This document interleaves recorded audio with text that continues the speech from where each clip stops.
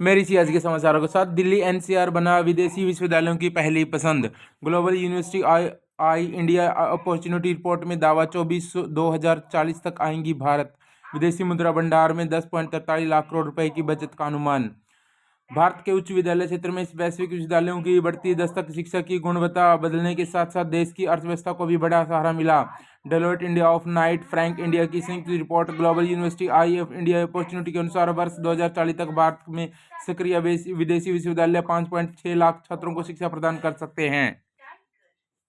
मातृभाषा आधारित शिक्षा के लिए योजना, बजट और शिक्षक भर्ती जरूरी। यूनेस्को की प्रमुख सिफारिशें बहुभाषी शिक्षक भर्ती व प्रशिक्षण, शिक्षण सामग्री का विकास, डिजिटल समावेशन और शोध के लिए अलग योजना और बजट बनाना चाहिए। भाषा मैटर्स शीर्षक से भारत में शिक्षा की स्थिति पर जारी रिपोर्ट में सरकार को दिया सुझाव। कहा, स्कूल स्तर पर भाषा का डाटा जुटाने के लिए शुरू किया जाना चाहिए राष्ट्रीय मिशन। मुख्य चुनौतियां, बच्चों की मातृभाषा में पाठ्यपुस्तक शिक्षण सामग्री की कमी, बहुभाषी कक्षाओं में अब भी स्कूल में एकल भाषाई में पढ़ाई। डीयू में दाखिले के लिए सीट मैट्रिक्स में बदलाव संभव। कुलपति ने कम से कम राउंड में सीटों के बेहतर आवंटन के लिए कॉलेजों को दी सलाह। सीटें खाली रहने का कारण सीयूटी नहीं। प्रोफेसर योगेश। दिल्ली विश्वविद्यालय में अगले शैक्षणिक सत्र 26 तारीख के दाखिले के लिए सीट मैट्रिक्स बदल सकती है। दरअसल डीयू ने कॉलेजों को कम से कम राउंड में सीटों को बेहतर आवंटन के लिए सीट मैट्रिक्स फिर से विचार करने की सलाह दी है। 10वीं के 1500 टॉपर विद्यार्थियों को मिलेगी 12,000 रुपये छात्रवृत्ति। छात्री के लिए 11वीं या 12वीं में विज्ञान संकाय अनिवार्य। योजना 6 साल बाद शुरू हो गई है। हरियाणा में 10वीं 12वीं टॉप करने वाले 1500 विद्यार्थियों को सरकार 2 साल तक कुल 12,000 रुपये की छात्रवृत्ति देगी। यह छात्रवृत्ति 11वीं और 12वीं कक्षा तक पढ़ाई जारी रखने वाले को मिलेगी और इसे पाने वाले उसे 11वीं 12वीं कक्षा में विज्ञान संकाय लेना अनिवार्य होगा। 33 प्रिंसिपल व 34 शिक्षकों के तबादलों में भ्रष्टाचार और धनबल के लगे आरोप। बिना आवेदन के तबादले भूमिका पर उठाए सवाल। शिक्षकों की ट्रांसफर प्रक्रिया सवालों के घेरे में हो चुकी है। दिल्ली नगर निगम के शिक्षा विभाग में शिक्षकों की ट्रांसफर प्रक्रिया एक बार फिर गंभीर सवालों में घेरे है। तीनों निगमों के एकीकरण के बाद से ही शिक्षक तबादलों को लेकर भ्रष्टाचार, सिफारिश और धनबल के आरोप लगते हैं।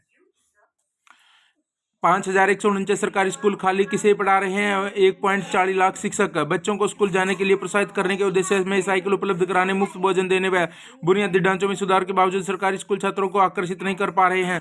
शिक्षा मंत्रालय के अनुसार देश की 5,000 से अधिक सरकारी स्कूलों में एक ही छात्र नहीं है। इसके बावजूद इन स्कूलों में बड़ी संख्या में शिक्षक कार्यरत हैं। एनपीएस से 80% तक निकासी कर सकेंगे निजी क्षेत्र के कर्मचारी। पीएफआरडीए ने एनपीएस से बाहर निकलने और पैसा निकासी के नियमों में किया बदलाव। अब 85 साल तक एनपीएस में कर सकेंगे निवेश। लोन के लिए गिरवी रखा जा सकेगा खाता। नई दिल्ली पीएफआरडीए ने योजना से निकलने और पैसा निकालने के नियमों में बदलाव किया है। नेशनल पेंशन सिस्टम यानी एनपीएस के गैर सरकारी सब्सक्राइबर यानी निजी क्षेत्र के कर्मचारी योजना से निकलने के समय जमा हुए फंड का 80% निकाल सकेंगे। पहले यह सीमा 60% थी और बाकी का इस्तेमाल एन्युटी खरीदने के लिए किया जाता था। कांस्टेबल से लेकर डीसीपी तक 9,248 पद हैं रिक्त। केंद्रीय गृह मंत्री ने रास में दी जानकारी। इंस्पेक्टर के 1453 स्वीकृत पद हैं, जिनमें से 108 खाली हैं, जबकि उप निरीक्षक के 8,087 पदों में से 1,039 पद रिक्त हैं।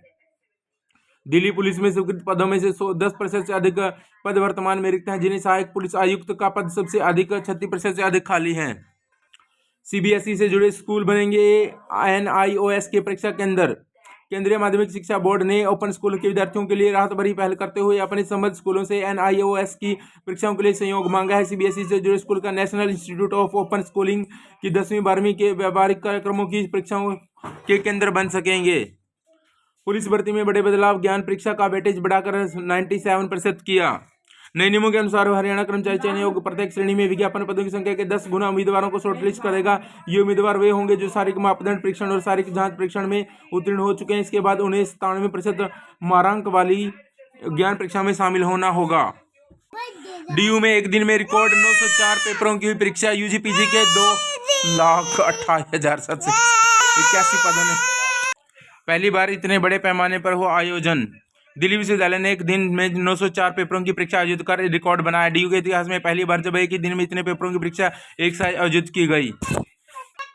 दिल्ली पुलिस भर्ती परीक्षा में सेंध केंद्र तक बिछाया केबल। हैकर्स के रिमोट पर थे कंप्यूटर। साथियों ने सांबा के सुनसान इलाके गब्बाल में बने परीक्षा केंद्र के पास किराए पर ले रखा था कमरा। ईडब्ल्यूएस और वंचित वर्ग के बच्चों के दाखिले के लिए आवेदन आज से। शहर के 57 निजी स्कूलों में 815 सीटों के लिए अभिभावक कर सकेंगे ऑनलाइन आवेदन। चाइल्ड मैपिंग सर्वेक्षण बनेगा आधार।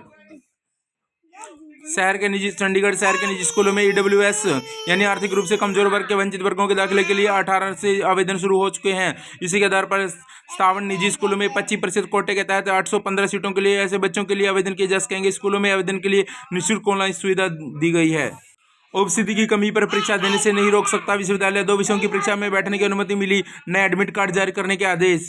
मोहाली LLM प्रथम सेमेस्टर के एक छात्र को मोहाली लोक अदालत ने बड़ी राहत मिली है। छात्र की याचिका पर सुनवाई करते हुए अदालत ने विश्वविद्यालय को स्पष्ट आदेश दिया कि वह उपस्थिति की कमी के आधार पर छात्र को परीक्षा में बैठने से वंचित नहीं कर सकता। आज के समाचार यहीं तक। जय हिंद, जय भारत।